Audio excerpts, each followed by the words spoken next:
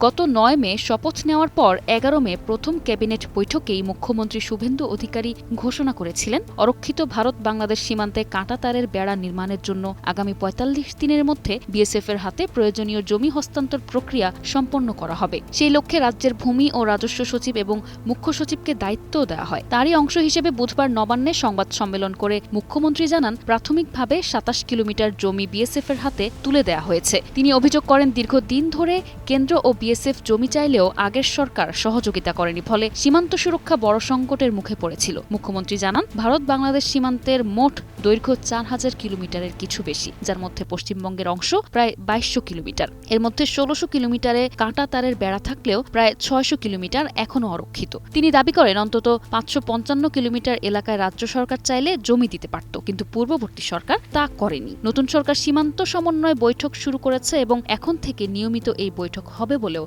জানান তিনি।